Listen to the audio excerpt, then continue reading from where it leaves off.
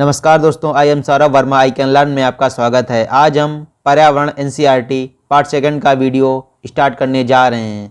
चलिए देखते हैं। पारिस्थितिकी शब्द का प्रयोग सर्वप्रथम अर्नेस्ट हैकल ने किया। पारिस्थितिकी शब्द जिसमें जीवों के आपसी संबंधों का भौतिक पर्यावरण के साथ संबंधों का अध्ययन किया जाता है, उसे पारिस्थितिकी शब्द कहते हैं।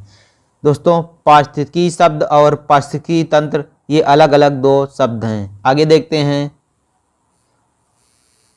पारिस्थितिकी तंत्र। पारिस्थितिकी तंत्र शब्द का प्रयोग सर्वप्रथम 1935 में A.G. टांसले द्वारा पारिस्थितिकी तंत्र की संकल्पना दी गई। पारिस्थितिकी तंत्र एक प्राकृतिक इकाई है जिसमें एक क्षेत्र के सभी जीवधारी अर्थात पेड़ पौधे, जानवर और सूक्ष्म जीव शामिल हैं, जो कि अजैव पर्यावरण के साथ अंतः क्रिया करके एक संपूर्ण जैविक इकाई बनाते हैं। दोस्तों, अजैव पर्यावरण इसे भौतिक पर्यावरण भी कहते हैं। इसमें स्थल, जल और वर्षा आती हैं। दोस्तों, पारिस्थितिकी शब्द का प्रयोग अर्नेस्ट हैकल ने किया, जबकि पारिस्थितिकी तंत्र का प्रयोग A.G. टांसले ने किया। पारिस्थितिकी तंत्र एक खुला तंत्र होता है, क्योंकि पारिस्थितिकी तंत्र में ऊर्जा का निवेश एवं निकास दोनों तरफ से होता है। पारिस्थितिक तंत्र एक लचीला तंत्र है, इसका कोई निश्चित आकार नहीं होता है। आगे देखते हैं दोस्तों। विश्व का विशालतम पारिस्थितिक तंत्र पृथ्वी के सर्वाधिक क्षेत्र में फैला हुआ पारिस्थितिक तंत्र समुद्र का है, क्योंकि दोस्तों पृथ्वी का जो पारिस्थितिक तंत्र है उसमें पेड़ पौधे आदि कटते रहते हैं, जबकि समुद्र का पारिस्थितिक तंत्र है उसमें जल इतना ज़्यादा विशाल होता है, उसका पारिस्थितिक तंत्र इतने बड़े आकार में फैला हुआ है। आगे देखते हैं दोस्तों। पारिस्थितिक तंत्र के घटक अजैविक या भौतिक और जैविक दो प्रकार के होते हैं। अजैविक घटक में प्रकाश, तापमान, जल, मृदा और वायु आती है, जबकि जैविक में उत्पादक, उपभोक्ता, अपघटक, इन्हें स्कैवेंजर भी कहते हैं। उत्पादक में पौधे एवं प्राथमिक उत्पादक आते हैं, जो अपना भोजन स्वयं बनाते हैं, उन्हें प्राथमिक उत्पादक कहते हैं। और उपभोक्ता में ये चार प्रकार के होते हैं। प्राथमिक उपभोक्ता शाकाहारी होते हैं, द्वितीयक उपभोक्ता मांसाहारी होते हैं, तृतीयक उपभोक्ता सर्वाहारी होते हैं, चतुर्थक उपभोक्ता में अपघटक स्कैवेंजर आते हैं, जो मरे हुए जानवरों और शरीर डेड बॉडी को खाते हैं। आगे देखते हैं दोस्तों। पारिस्थितिकी तंत्र का वर्गीकरण तीन प्रकार से होता है: स्थलीय, जलीय और कृत्रिम या मानवीकृत। स्थलीय में वन, घास और मरुस्थल आता है। जलीय में लवणी और अलवणी होते हैं। अलवणी में तालाब, झील और झरना आते हैं, मतलब मीठा जल अलवणी होता है। लवणी में लवण, झील, ज्वार, नदमुख और समुद्र आता है। कृत्रिम या मानवीकृत में कृत्रिम खेत खलियान, यहाँ पर खेत होगा दोस्तों, खेत खलियान, जल जीवनशाला, एक्वेरियम, मतलब जो दुकानों में आपने देखा होगा शीशे के बॉक्स में मछलियाँ आदि को पालते हैं, उसे जल जीवनशाला एक्वेरियम कहते हैं। अंतरिक्ष यान, ये भी मनुष्य द्वारा बनाया गया होता है, जिसमें सभी प्रकार की सुविधाएं उपलब्ध होती हैं, उसे कृत्रिम या मानवीकृत में। कृत्रिम खेत और खलियान सबसे इम्पॉर्टेंट है दोस्तों। कई बार ये टेट की परीक्षा में क्वेश्चन यहाँ से बन चुका है, इसे ही आपको याद रखना है। खेत कृत्रिम या मानव द्वारा निर्मित परितंत्र है। आगे देखते हैं दोस्तों। पारिस्थितिकी तंत्र की कार्यप्रणाली। इसमें दोस्तों हमने पारिस्थितिकी तंत्र बनाया है।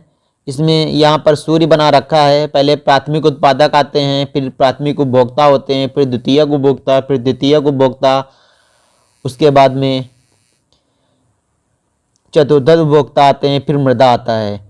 जो हमने दोस्तों इसमें हरे से बना रखा है, पोषक ऊर्जा का प्रवाह हो रहा है, उसमें लाल से जो रेड से बना रखा है उसमें ऊर्जा का प्रवाह हो रहा है।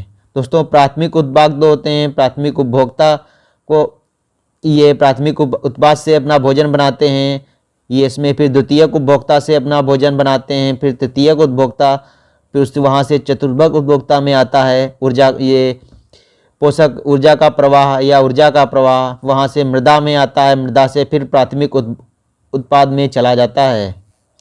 प्राथमिक उत्पाद में घास फूस आती है और प्राथमिक उपभोक्ता में कीट पतंगे आते हैं, द्वितीयक उपभोक्ता में मेढक, तृतीयक उपभोक्ता में दोस्तों मोर और बाज आता है, फिर चतुर्थ उपभोक्ता में ये जैसे जो स्कैवेंजर आते हैं जो डेड बॉडी मरे हुए जानवरों को खाते हैं, फिर मृदा में ये आ जाते हैं, फंगस आ जाता है।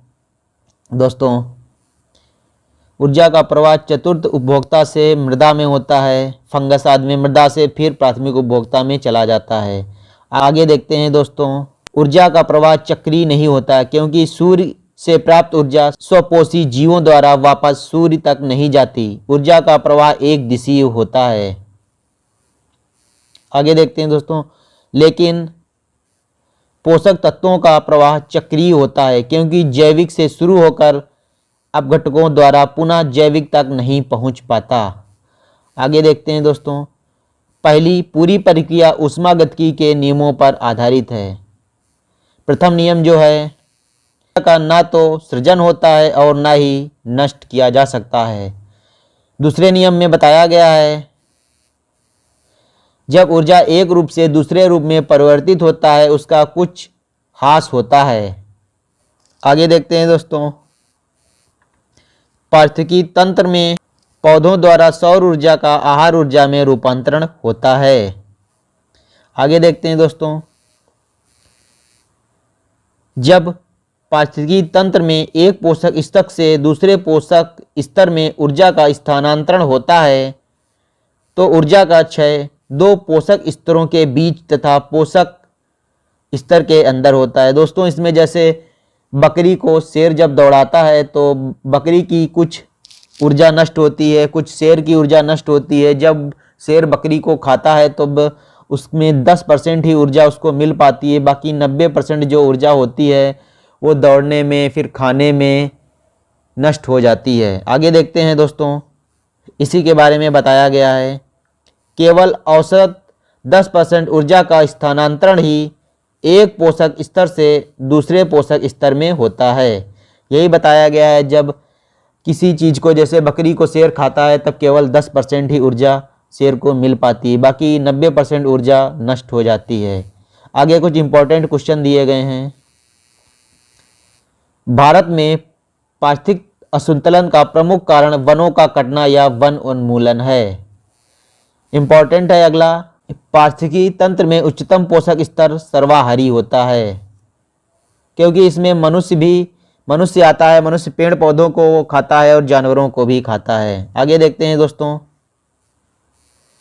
पारिस्थितिकी तंत्र में ऊर्जा का प्राथमिक स्रोत सौर ऊर्जा है। सूर्य जो है पारिस्थितिकी तंत्र का सबसे बड़ा स्रोत है।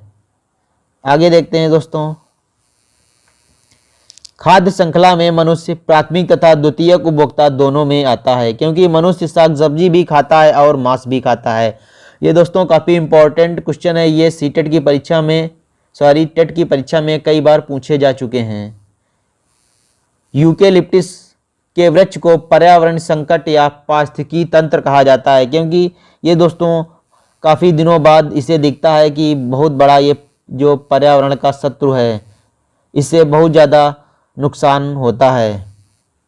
सर्वाधिक स्थायी पारिस्थितिकी तंत्र महासागर का होता है क्योंकि महासागर का जो पारिस्थितिकी तंत्र है काफ़ी में फैला हुआ है, इतना जल है जो इतने ज़्यादा भाग में फैला हुआ है, इसलिए पारिस्थितिकी तंत्र महासागर का सबसे स्थायी पारिस्थितिकी तंत्र होता है। और पृथ्वी का जो है पारिस्थितिकी तंत्र पेड़ पौधे आदि कट जाते हैं और वो नष्ट होता रहता है। दोस्तों यदि आपको हमारा वीडियो अच्छा लगा है तो वीडियो को लाइक कीजिए, अगर आप चैनल पर नए हों तो चैनल को सब्सक्राइब कीजिए। Thank you for watching.